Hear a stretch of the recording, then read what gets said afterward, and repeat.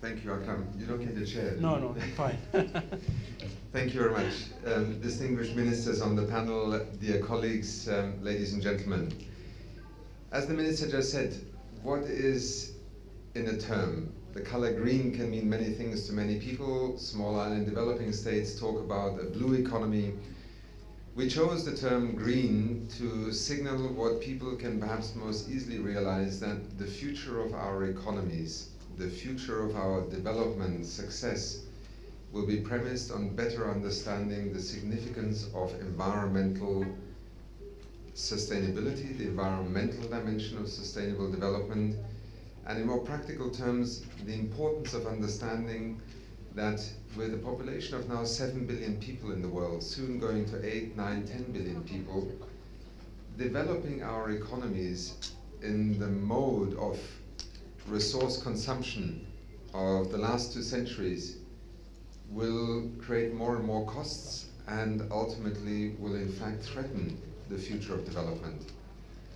The minister just used the term efficiency. This is one central concept of the green economy that is now driving policy reforms, whether it is by government, by enterprises, by sectors in many parts of the world.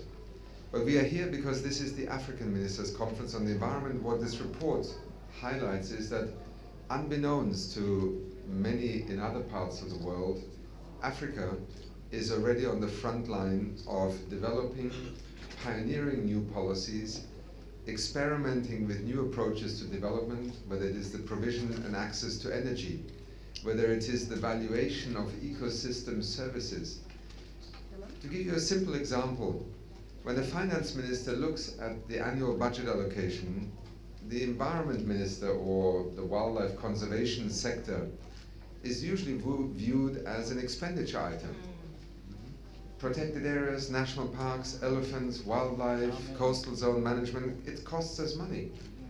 In Kenya, we joined the Kenyan government a few years ago just in assessing the rationale of investing in this from the point of view of tourism. For Kenya, tourism is the second, sometimes the first, foreign exchange earning sector in the economy. If there weren't national parks, if Kenya had not invested in its biodiversity conservation, coastal zones and wildlife, do you think people would come to see a degraded landscape, to see an empty landscape? No, they would go somewhere else. Over $1 billion are generated every year in Kenya through tourism. And that suddenly changes completely the investment rationale. But to go back to the example that the minister used, many African countries are faced with an imperative of actually protecting their natural capital. Deforestation, land degradation, the non-availability of water resources, the lack of access to energy, these are constraining and threatening the future development of many economies across the African continent already today. So can we provide energy more efficiently? Can we actually invest in biodiversity and ecosystems such as forests and watersheds in order to ensure that we don't have to create infrastructure to transport water over 500 or 1,000 kilometers because we have destroyed nature's ability to provide that water where people live, where they practice agriculture? These are some of the reasons why Africa, I believe, has been so fast in embracing this approach. And whether it is from Ethiopia, where both from the perspective of a climate challenged future, but also from a green economy perspective, a revolution in terms of energy and transport sectors is underway, including a massive reforestation program in order to expand natural capital. Whether it is South Africa, the country that was proud to have the cheapest coal and electricity, in brackets also some of the dirtiest coal on the planet, and therefore the challenge that carbon emissions were beginning to be a threat, introduced a green energy policy 4 years ago, in part because not even climate considerations, but actually the availability of water to continue to build thermal power stations was beginning to threaten the future of the energy supply. Suddenly, with the green energy policy, South Africa has conducted 3 auctions, and the minister, I'm sure, will speak to that in a moment, so I won't say more, except that it has raised a record amount of capital by any comparison in Africa from the private financial capital markets and investors to put literally thousands of megawatts of renewable energy in place. Kenya, geothermal power. Kenya, by having now moved from the old fossil and hydro-based energy supplies to wind and geothermal, is tripling its energy infrastructure in the next 5 years, virtually all of it with renewables, and the price per kilowatt hour is coming down. Many of these very bold and pioneering initiatives, that I can also take you to Morocco, I can take you to Algeria, I can take you to Ghana, to Senegal, to Gabon. The examples abound, and the report has picked 10 countries in which we have been privileged to be part of the journey, demonstrate 3 things, and I'll end with that. First of all, the minute governments realize that environment, natural capital, but also the dirty footprint of development in terms of pollution and degradation has a real economic price. That the signals we give to our economies as citizens, as industry, as agricultural sector, are often actually encouraging these trends. Fossil fuel subsidies in the name of the poor have actually turned out to be something very different. IMF, UNEP, and many others have estimated that 70 to 80% of fossil fuel subsidies benefit the top 20% of the richest in a country, because they are the massive consumers of fossil fuels. So if you want to help the poor, target a fossil fuel subsidy on the poor, but don't make fossil fuels cheaper in the name of development, because what you're actually encouraging is a wasteful economy, wasting fossil fuel resources with many of the corresponding price signals. So fiscal policy, subsidies, sectoral policies become critical. You cannot green an economy with 1 or 2 pilot projects. What the green economy is showing us, and what Africa is in fact leading the world in terms of experimentation today, is that you need to begin to recalibrate the signals in your economy. This goes from fiscal policy, taxes, subsidies, to the kinds of sectoral policies, the valuation of what is a functioning ecosystem worth to us as an economy. Never mind that we would love to have more forests and more wildlife. But the destruction is happening in the name of economic development. So if we don't, as the minister said, begin to articulate the environmental developments in economic terms, we will continue to have meetings amongst environmental actors while the rest of the experts run the economy with concepts that have caused us, yes, a lot of damage, but also development. Finally, let me say, the critical variable today in the transition towards a green economy is no longer the ecological rationale, nor the economic viability. If you take renewables, I think in South Africa, Minister, maybe you could say a couple of words. You're on the verge of actually having renewables become cheaper than coal-fired power generation. Many still don't realize what has happened in the economics of renewables, but it's going to be finance. There is no way that either Africa or Europe or China or the United States can make these transitions if they cannot answer the question of how it will be financed. And it cannot only be public budgets. Therefore, the question of how financial and capital markets will be able to also invest in the green economy, more efficient economy, is going to be critical. And that is also why part of what the report points to here is the urgent need to address the issue of financing, international, domestic, private, and public sector. Thank you very much.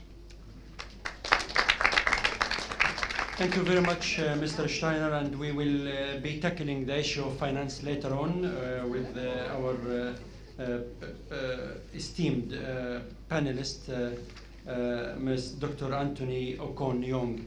And I have been actually told about the many national green economy initiatives in South Africa, in particular the Green Economy Accord and the Green Fund, among others. And who's better to talk about this than Her Excellency, Ms. Bomo Edna Molewa, South African Minister of Environmental Affairs. Minister.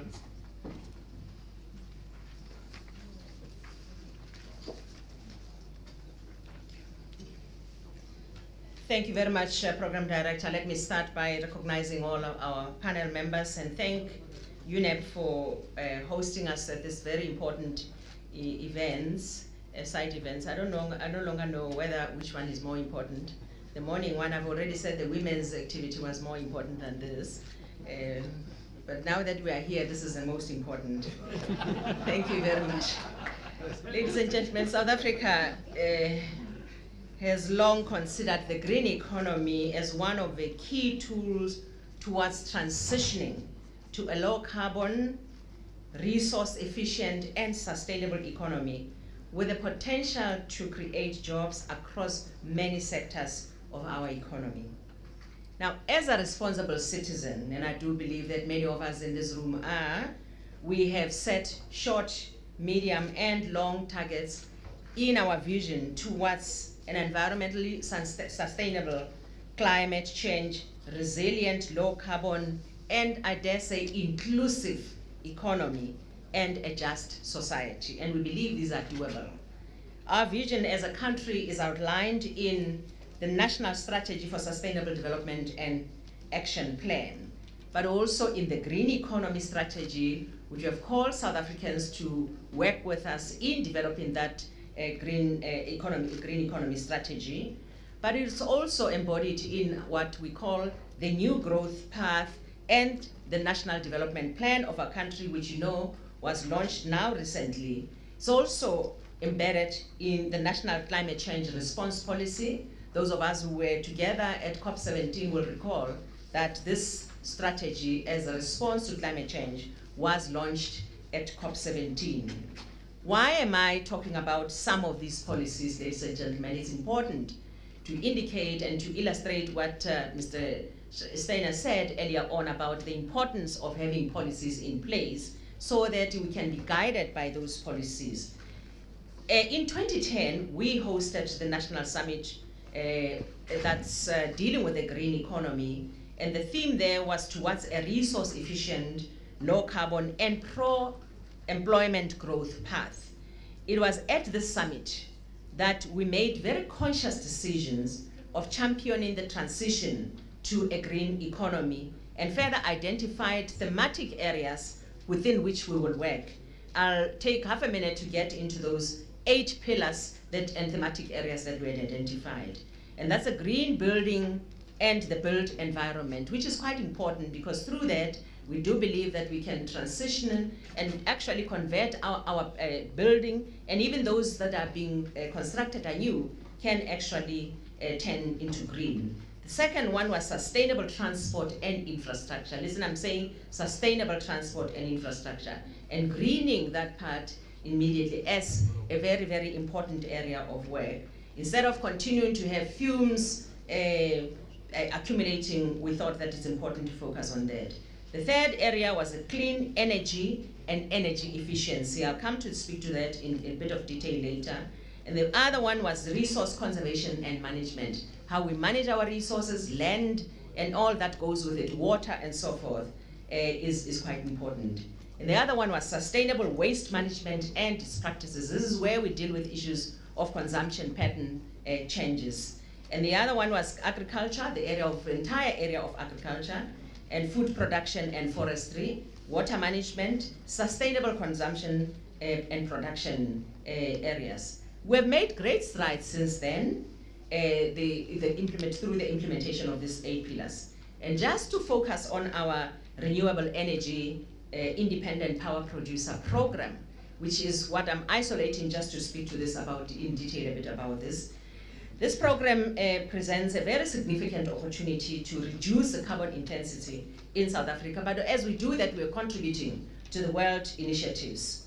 By May 2012, we had approved an investment of about approximately 73 million rand to just 19 projects, wind and solar projects. That actually boosted our energy production. To date, we have actually connected something about in the tune of just under 3,700 megawatts of green energy in our space. We have, as I speak right now, processed through the authorizations, various authorizations, projects that will give us something underneath and just under 33,000 megawatts that are to be connected. It's a massive program. Imagine the plant that we're building right now in South Africa, which is Medupi, is producing some 4,000 megawatts. Now, just the isolated independent power producers on solar and wind, giving us 3,700, with the potential of going through 33,000,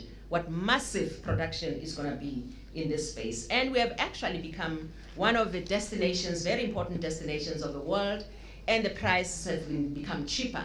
The first window of opportunity where we did the first bid was difficult. So we're saying here, we're sharing that those who are getting into the space don't believe that it is going to be easy at first. We got into the second space, we got into the third phase. At the third phase, the prices became lower and lower. So it's actually recorded worldwide that it's cheaper to begin to do business on the solar in South Africa right now. The fourth window, we do believe that the prices are going lower and lower, and even closer to getting lower than where we produce energy through coal. We have green buildings, our own building. Several infrastructure government departments have gotten, private sector have gotten into green buildings, innovations, and so on. Our own department is a 6-star building that is actually green. We recycle water, we use energy of our own from solar, and so forth and so forth. So it's really just an enormous program that we've gotten into. In terms of our transport, we developed a systematic integrated public transport system, Gauteng bus rapid system, as well as in various other cities. There's work going on in ensuring that we green our transport. I don't want to bore you with details. We can talk about those things. In the natural resource management, we've actually, just here to share with you, created 4,112, 559 work opportunities in the green space and full-time equivalent jobs of 130,038. Just in the programs of working for water, working on fire, and so on. As I'm speaking in just now here, in South Africa, these men and women who are working on fire programs are putting down fire in the Western Cape Peninsula, and they are really trained and well-trained people.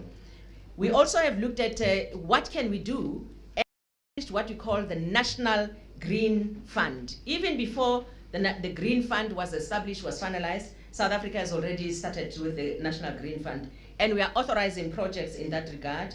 We are also looking at prototypes in renewable energy and information technology as part of research and ongoing research. We promote industrial efficiency with notable savings from the current energy efficiency space. And since 2010, this program has resulted in energy savings of 571 gigawatt hours, which when converted into South African rand, it is saving us from something like 344 million rand since 2010. So it is also a cost saving from the fiscus point of view. So I agree with you, Yaqin, that indeed we are no longer, as we're working like this, being seen as a absorber or just that department that comes to beg for money, and as we are a contributor of note to the fiscus of our country.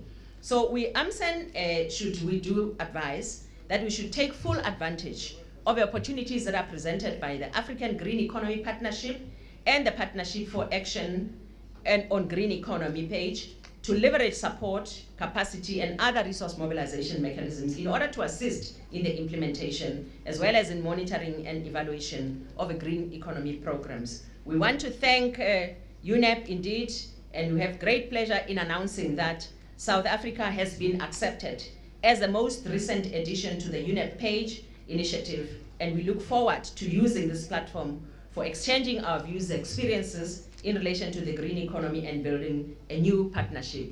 It's not the first program that we're doing with UNEP. There are several of them. We are where we are because of the support that we've got from UNEP.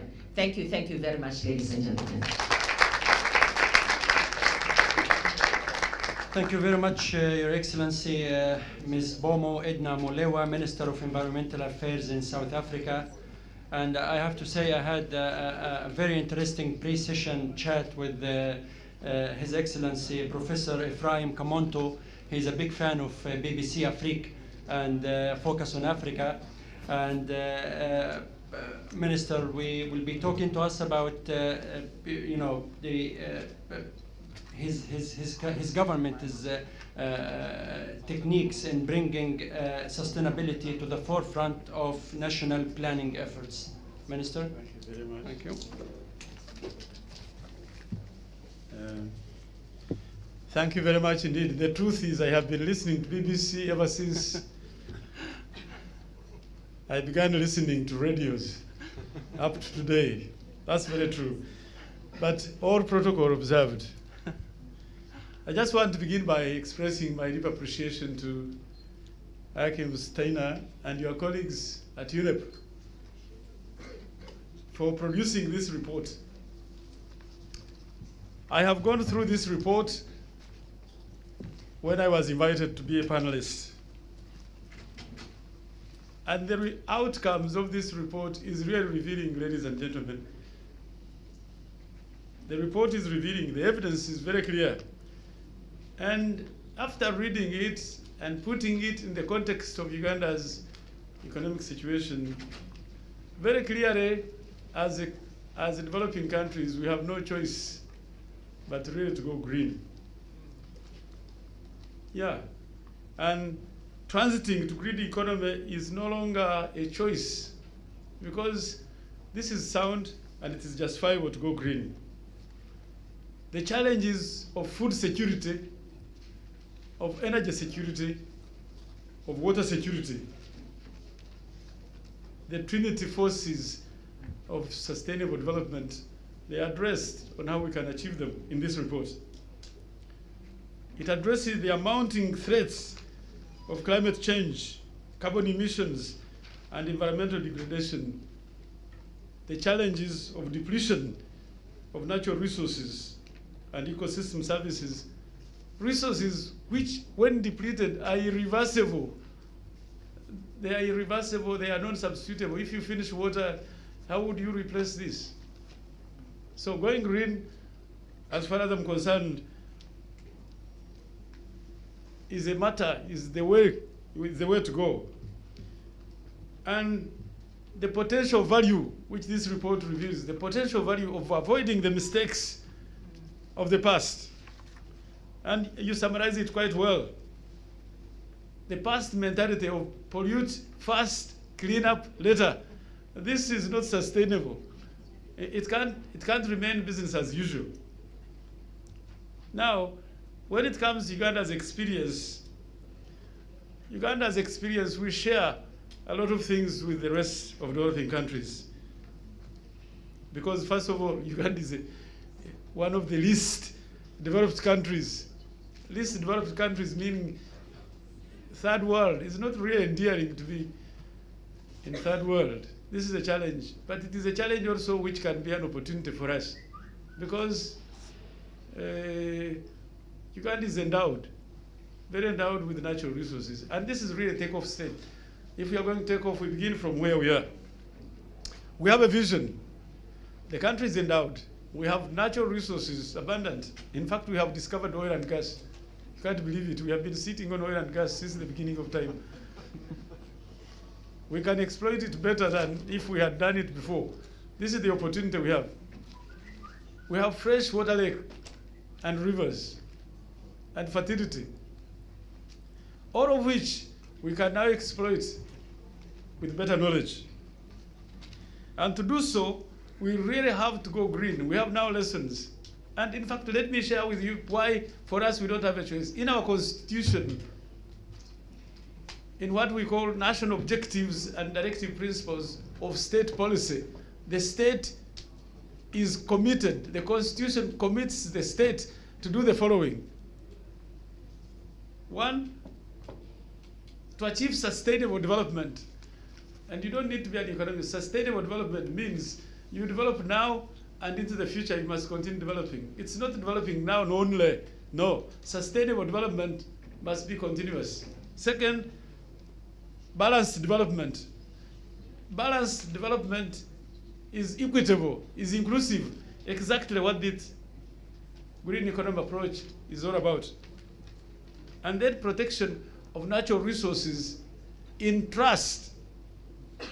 Natural resources, land, water, fauna, flora, all these are to be protected by the state in trust for the present generation and future generations. That's what trust means in law. Consequently, this is in line with green economy approach. Our constitution, what it demands, is in line. Because how have you defined? You have defined the green economy as one that results in improved human well-being and social equity while significantly reducing risks and ecological scarcities.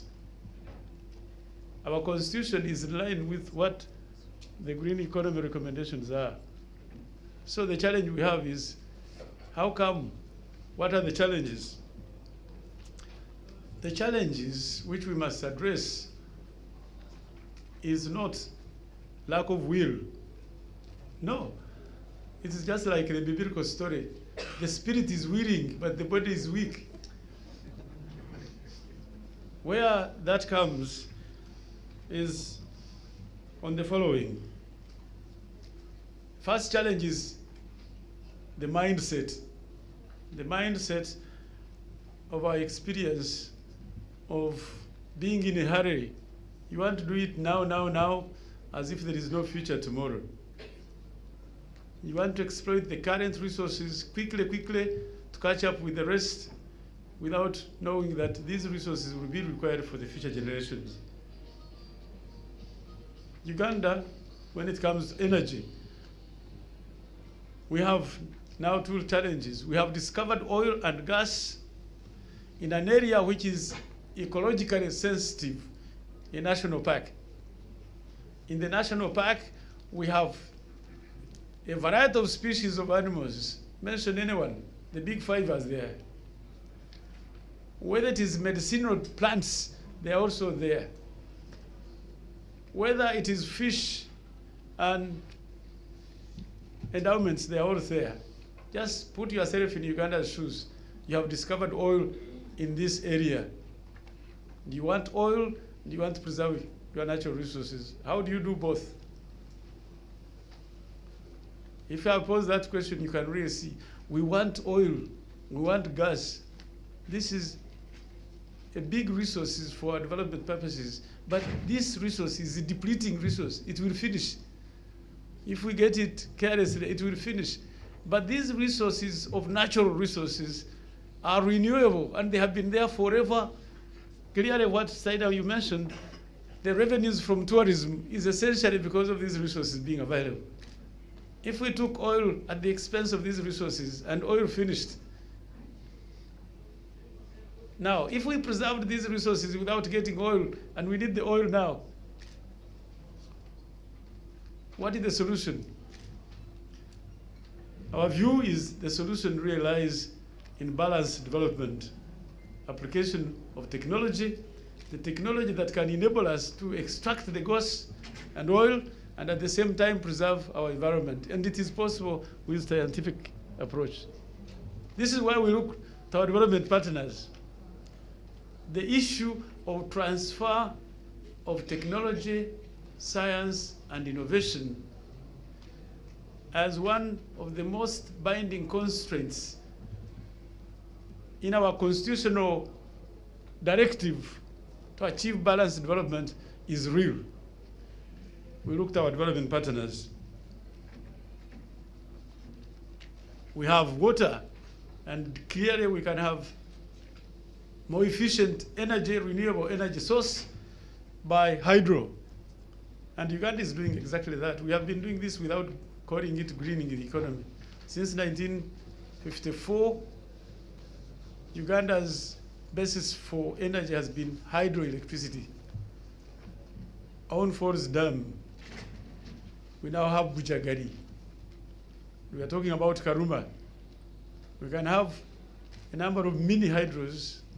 We also can harness solar energy. Again, technology. Uganda is right on the equator, strategically located. The sun just comes direct on our head.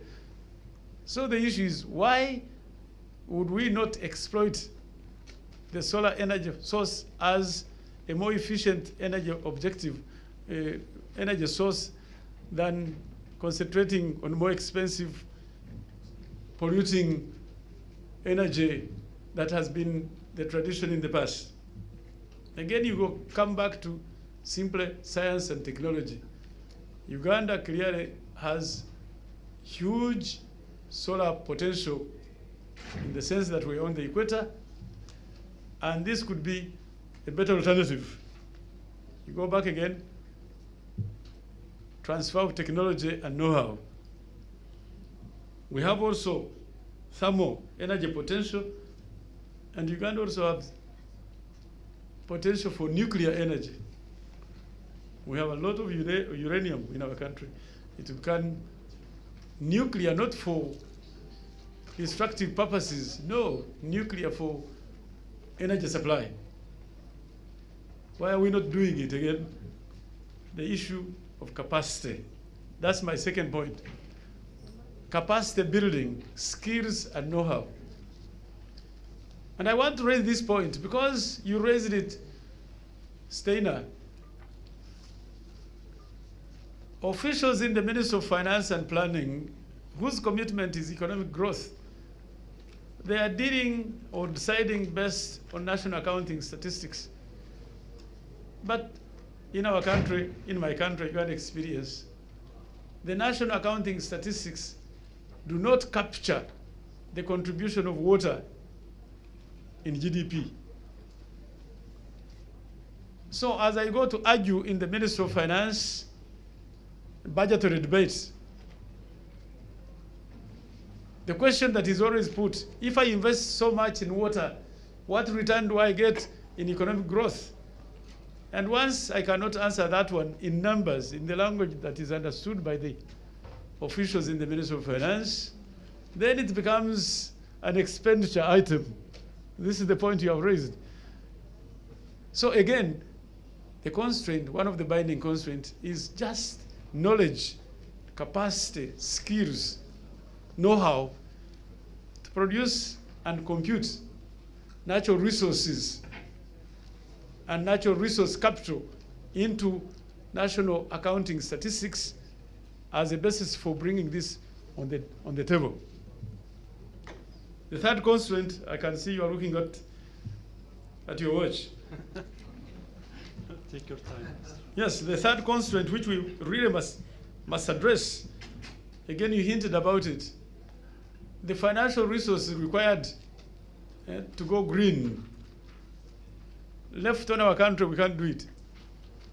We need support. And there is a justifiable, really justifiable reason why we should ask our partners to chip in.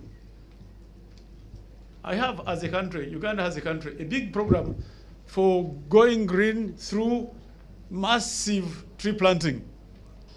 And tree planting has environmental value, but it also contributes to carbon sink. It would be part of climate change response.